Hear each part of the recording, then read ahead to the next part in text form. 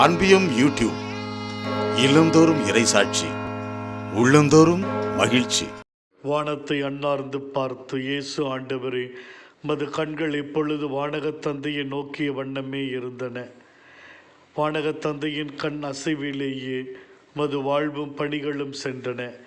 எந்த ஒரு சூழ்நிலையிலும் உம்மை உமது பணியை என்றும் வழிநடத்தி உமக்கு துணையாய் நம்பிக்கையாய் இருப்பவர் அன்பு தந்தை என்பதை எப்பொழுதும் உணர்ந்திருந்தேன்.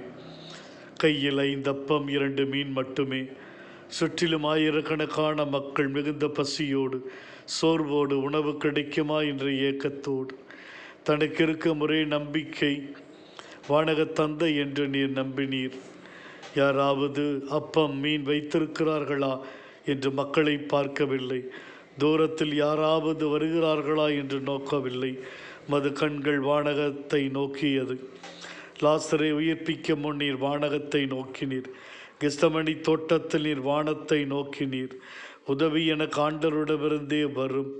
உமக்கு அந்த எண்ணம் வந்தது. 5,000 பேர் என்ன 5 லட்சம் பேர் இருந்தாலும் வானகத் தந்தையும் வழியாய் மக்களுக்கு உணவளித்திருப்பார்.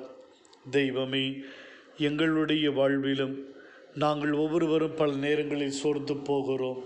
எங்களுடைய சோர்வுகளை நீக்கி, பயத்தை போக்கி, தைரியத்தை நம்பிக்கையும் கொடுத்து அனுதினமும் வழி நடத்தியர்கள். இந்த அன்பியம் யூடியூப் சேனலை நீங்கள் ஷேர் பண்ணுங்க, சப்ஸ்கிரைப் பண்ணுங்க, லைக் பண்ணுங்க. Wish you all the best.